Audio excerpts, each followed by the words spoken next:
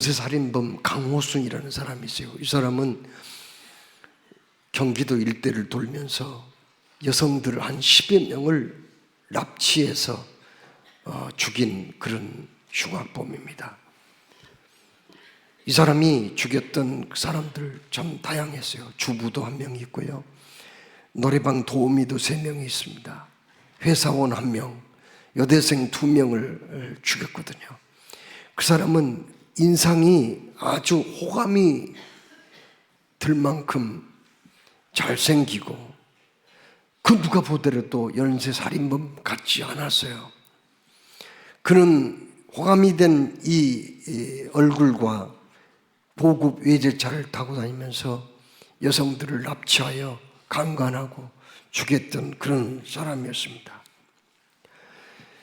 그런데 이 강호순 사건이 있은 다음에 똑같은 이름을 가진 동명이인의 강호순들이요, 난리가 났습니다. 이름을 바꿔주라는 거예요. 전국 법원에 개명 신청을 했거든요. 개명을 하기 원하는 어떤 사람은 그동안 자기 자신은 강호순이라는 그 이름에 자부심을 가지고 살았대요. 그런데 연쇄살인범, 흉악범이 자기하고 똑같은 이름을 가졌다는 걸 뉴스를 통해서 보고 그 다음부터는 너무 창피했다는 거예요. 어떤 사람은 영업을 하는 사람인데 가끔 거리처 사람을 만나서 자기 명함을 내밀면 그 사람이 이걸 보고 쓰러숨을 지으면은요, 정말 이 지구멍이라도 들어가고 싶은 마음이 있었다는 거예요. 강호순, 참으로 어떤 분은, 똑같은 이름을 가진 분은 소름이 끼칠 정도여서 그냥 어설프게 개명을 해가지고 이 스트레스에서 벗어나고 싶다고 그렇게 얘기를 했습니다. 왜 사람들은 강호순 이름 그걸 싫어했을까요? 왜 그렇게 자기 이름을 바꾸고 싶을 만큼 그렇게 부끄럽게 생각했을까요? 그것은 이름을 대면은 그 사람의 이미지가 떠오르기 때문에, 괜히 자기는 상관이 없는 사람이지만은 나쁜 이미지를 사람들이 가질까봐 그게 걱정이 되었다는 겁니다. 여러분, 사람은 자식을 낳을 때 이름을 지어줍니다. 기왕이면은 좋은 이름을 지어주고 싶어요. 왜요? 좋은 이름 지어주면은 출세를 할 것 같아서요. 평탄하고 행복하게 살고 싶었어요. 또 성공을 할 것만 같아서 기왕이면은 자기 자식에게 좋은 이름을 지어주기 위해서 장명원을 찾거나 철학관을 찾기도 하지요. 여러분, 그렇다면 어떤 이름이 좋은 이름일까요? 첫째, 이름은 부르기 좋아야죠. 어떤 이름을 부를 때 안 좋은 이미지를 떠오르게 하면은 놀림감이 될 수도 있는 거거든요. 일단 부르기 좋아야 되고요, 뜻이 좋으면 좋은 이름이 되는 거 아니겠어요? 그러면은 부르기 좋고 뜻이 좋다고 해서 다 좋은 이름일까요? 그렇지는 않죠. 왜요? 아무리 뜻이 좋아도 그 사람의 행실이 좋지 않는다면 그 사람의 좋지 않은 행실이 그 사람을 가진 이름을 더럽히기 때문입니다. 강호순이 무슨 이름이 꼭 나빠서 그 사람이, 똑같은 이름을 가진 사람이 고치려고 했다는 건 아니죠. 오히려 그 사람의 나쁜 행실이 그 사람의 이름을 더럽혔기 때문에 동명이인 사람들이 이름을 바꾸려고 그렇게 노력을 한 것이 아니겠습니까? 자, 여러분, 이렇게 볼 때에 사실 이름도 중요하지만은 그 행실이 중요하고, 행실을 통해서 자기가 가진 이름을 빛내야 한다는 거 아닙니까? 자, 그렇다면 이 지구상에서 가장 위대하고 아름다운 이름을 가진 분은 누구일까요? 그 사람은 인류를 대표할 만한 인격을 갖춘 분이라고 봐야 할 것입니다. 이 세상에서 가장 아름답고 고귀한 이름을 가진 사람은 이 인류에게 가장 좋은 영향력을 미치는 사람이어야 하지 않겠습니까? 그 사람이 누구입니까? 바로 예수 그리스도이시거든요. 예수님은 33년 짧은 생을 살았어요. 보통 사람들이요, 생전에는 대단한 영향을 미치고 사람들을 입에 오르내리면서 칭송을 받다가도 그 사람이 죽고 나면은 점점 그 사람의 이미지가 사그라지고 없어지는 경우가 참 많아요. 그러나 예수님은 어떠했나요? 예수님은 생전 때보다 시간이 지나면 지날수록 많은 사람들에게 감동을 주고 또 많은 사람들이 그 예수님의 이름을 부르며 그 예수님의 발에 매달려 살게 되었음을 우리는 알게 됩니다. 예수님은 이 세상을 떠난 지 100년 후에 더 유명해졌어요. 500년, 1000년 후에는 예수님을 의지하고 부르고 찾는 사람들이 더 많아졌어요. 2000년이 지난 이 시점에 지구상에 30억 이상의 사람들이 예수님의 이름을 부르며 위로를 받고 힘을 얻고 그분을 의지하며 그분의 발에 매달려서 살고 있다는 사실을 우리는 알게 됩니다.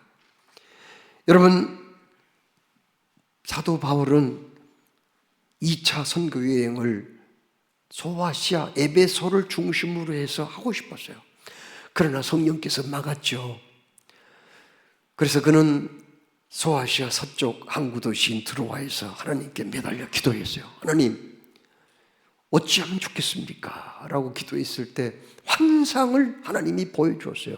마게도냐 사람 한 사람이 나타나가지고 손짓을 하면서 건너와서 우리를 도우시오라고 간절히 호소를 했습니다. 그때 바울은 내가 소아시아에서 전도하는 것을 하나님이 원하시지 않구나, 유럽으로 건너가기를 원하시구나, 이렇게 맘먹고 마게도냐 첫 성인 빌립보에 가서 빌립보 교회를 세웁니다. 또 어디로 갑니까? 데살로니가에 가서 열심히 전도해서 교회를 세웁니다. 또 아가야, 고린도로 갑니다. 아데네 가서 전도합니다. 그러니까 아시아보다도 유럽 땅에 가서 열심히 복음을 전했단 말이에요. 자, 여러분, 세계 4대 문명 발상지는 어디죠? 이집트 문명, 그리고 여기 중국의 황한 문명, 또 어디예요? 메소포타미아 문명, 또 인도 문명이 있죠. 보면은 다 동양권이에요. 그러니까 인류의 문명 발상지는 서양이 아니고 동양이었고 동쪽이 훨씬 더 일찍 깨었다는 거 아니었어요? 그렇죠? 그러나 역전이 되었던 때가 있습니다. 바로 바울이 여기 소아시아에서 복음을 전하지 못하게 성령께서 막았고 그는 어쩔 수 없이 유럽으로 건너갔습니다. 유럽에서 복음을 받아들인 다음에 어떤 일이 벌어졌나요? 역사는 크게 요동했어요. 그리고는 서양이 동양보다 더 앞서기 시작한 거예요. 이것은 뭘 말해줍니까? 예수님의 이름이 그만큼 영향력이 있는 이름이라는 거죠. 예수님은 종교 영역을 넘어서서 정치, 사회, 경제, 문화 다방면에 예수님은 엄청난 영향을 많이 미쳤고 결국은 기원 전, 기원 후 AD와 BC를 딱 갈라놓는 한 중앙에 서 계신 예수님이 되었다고 하는 그런 말씀입니다. 여러분, 지상에서 가장 아름다운 이름 예수, 그 예수님의 이름에는 몇 가지 특징이 있습니다. 그리고 이 예수님의 이름의 특징은 성탄절의 의미를 우리에게 가르쳐 주기도 하죠. 첫째로 그분의 이름은 나시기 전에 성부 하나님이 지은 이름이었다는 겁니다. 로마 시대, 그 당시에 예수님이 활동할 때 그때 로마 시대였거든요. 로마 제국이 지중해를 중심으로 해서 아시아, 아프리카, 유럽 여러 지역을 점령하고 통치했던 그런 때였단 말이에요. 그때 로마 제국 사람들은 너무 화려했어요. 멋지게 살았어요. 강력한 나라였어요. 그렇지만은 잔인한 나라이기도 했습니다. 그 당시에 이 로마 사람들은요, 자식을 낳으면 8일 동안은 이름을 안 지었어요. 왜 그랬을까요? 행여나 그 아이가 장애인으로 태어났거나 자기가 원하는 성으로 태어나지 아니하면은 죽여버렸어요. 그렇게 잔인한 사람들이에요. 그런데 예수님의 이름은 예수님이 이 땅에 오시기 전에 무려 1500년 전부터 이름을 지어놓았다는 거예요. 오늘 여기 말씀에 뭐라고 말씀했습니까? 23절에 보라 처녀가 잉태하여 아들을 낳을 것이요 그 이름을 임마누엘이라 하리라, 이렇게 말씀했거든요. 이 말씀은 이사야에 있는 말씀이에요. 7장 14절에 이미 하나님은 이사야 선지자를 통해서 700년 전에 예수님의 이름을 여기 밝혀 놓으셨잖아요. 예수님의 이름은요 더 올라가야 됩니다. 어디로요? 창세기 3장 15절로 올라가야 돼요. 거기 뭐라고 말씀했어요? 내가 너로 여자와 원수가 되게 하고 너의 후손도 여자의 후손과 원수가 되게 하리니 여자의 후손은 내 머리를 상하게 할 것이요 너는 그의 발꿈치를 상하게 할 것이니라. 무슨 말씀인가요? 여자의 후손 누구예요? 여자의 후손이 온다는 거예요. 아니 다 남자의 후손 아닙니까? 족보는 남자의 후손 혈통을 쭉 이어가는 거 아닙니까? 그러나 여자의 후손으로 오신 분 한 분 계시거든요. 처녀가 성령으로 잉태하여서 아이를 낳았죠. 그분이 예수 그리스도시란 말이에요. 그래서 여자의 후손이라고 그렇게 표현합니다. 창세기 3장 15절 말씀입니다. 여러분, 이렇게 예수님의 이름은 나시기 전부터 이미 성부 하나님이 지으셨다는 거예요. 이름을 지어 놓으셨다는 겁니다. 이건 뭘 의미할까요? 이것은 하나님께서 구원받을 우리들도 이미 오래전부터 그렇게 선택하셨고 구원의 계획을 세워 놓으셨다고 하는 말씀이거든요.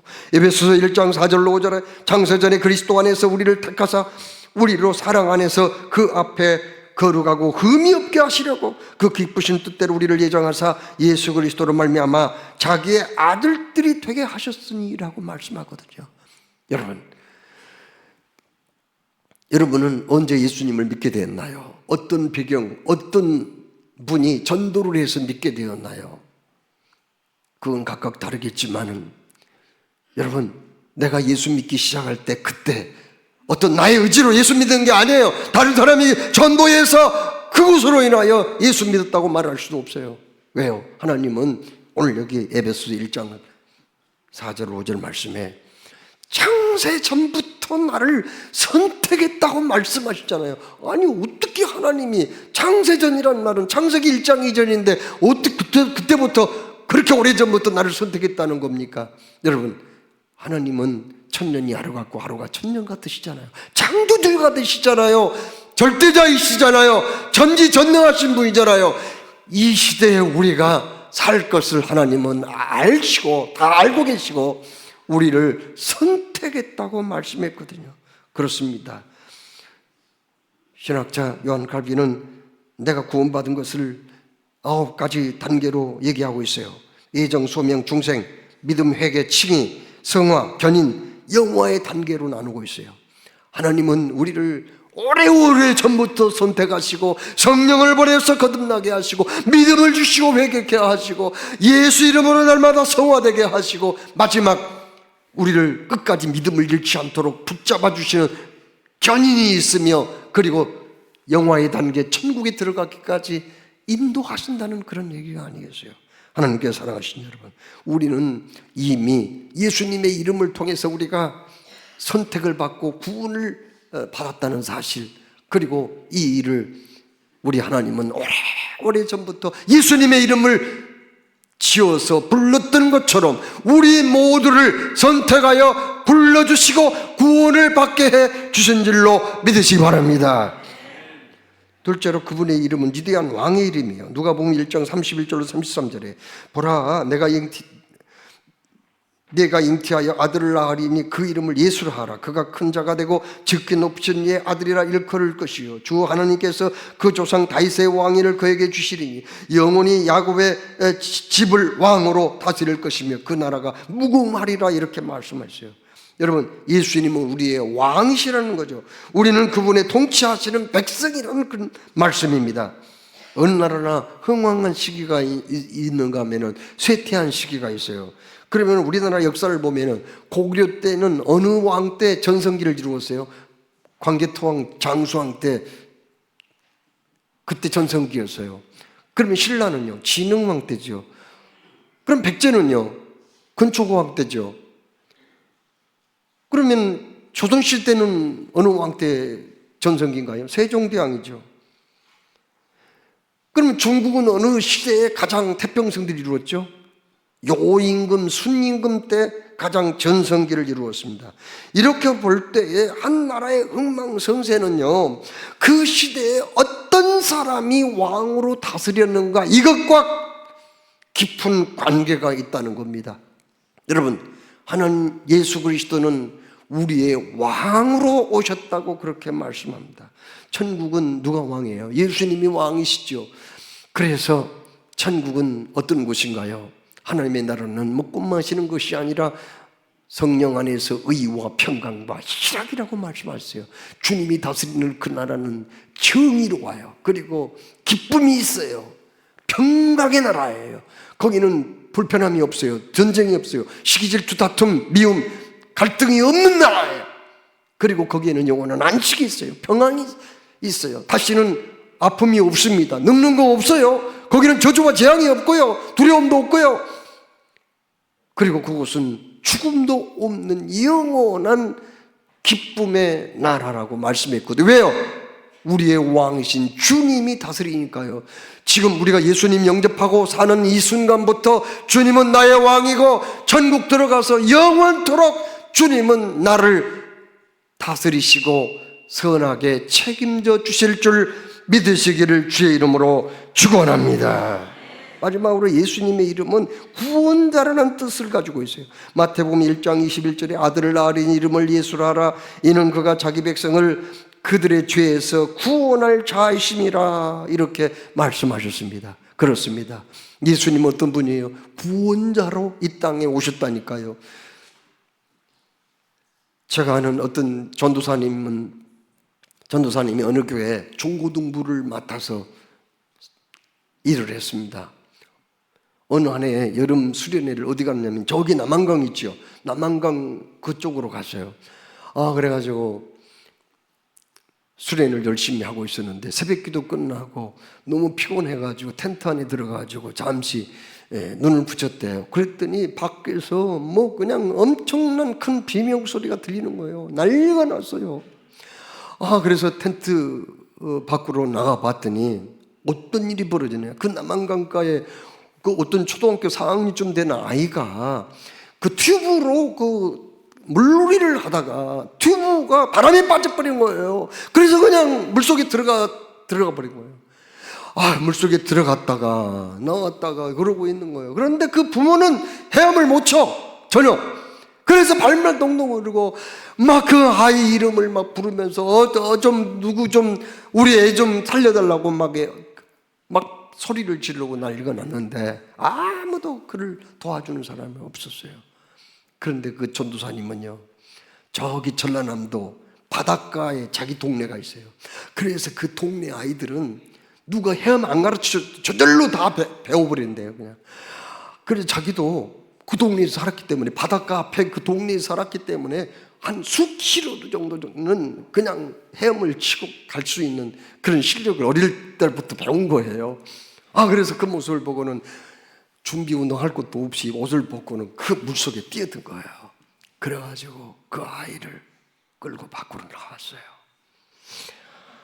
애가 불을 얼마나 먹었는지 남산같이 배가 이렇게 부르더래요.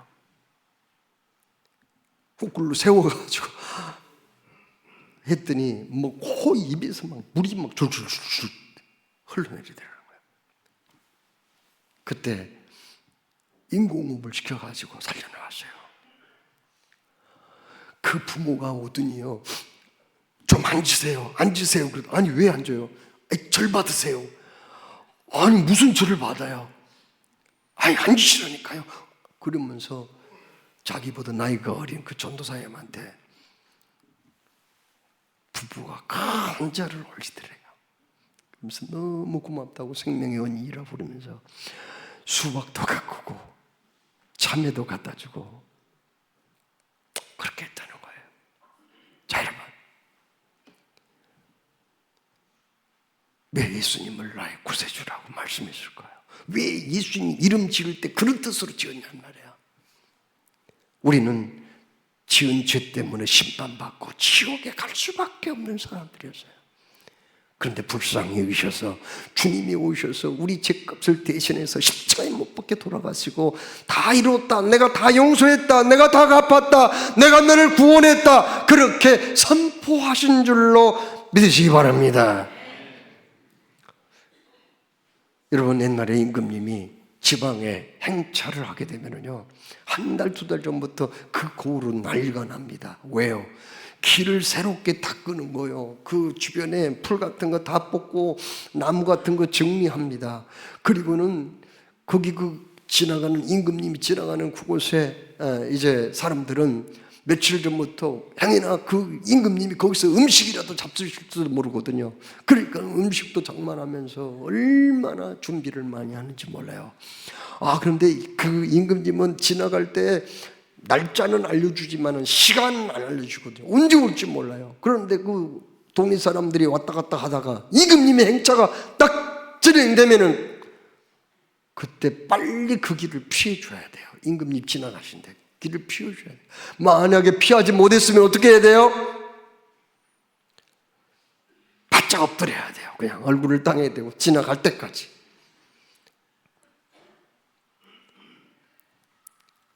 여러분, 오늘은 성탄절입니다. 예수님하고 우리와의 관계가 어떤 관계예요? 스승과 지조의 관계이기도 합니다. 목자와 양의 관계이기도 합니다. 포도나무와 그 가지처럼 생명의 관계이기도 하죠. 그리고 주인과 종의 관계예요. 마지막으로 임금님과 신하의 관계예요.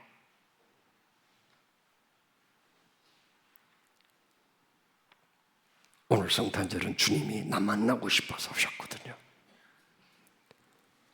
오늘 우리는 예수님을 향하여서 나의 주님, 나의 왕이십니다, 이렇게 고백하고 주의 백성으로서 주님을 내 인생의 주인으로 그리고 나의 왕으로 모시고 살다가 주님이 예비해 놓으신 주님의 나라 새하늘과 새 땅 영원한 천국에 들어가서 주와 함께 영원토록 낙을 누리며 영광 중에 거하기를 주님의 이름으로 축원합니다.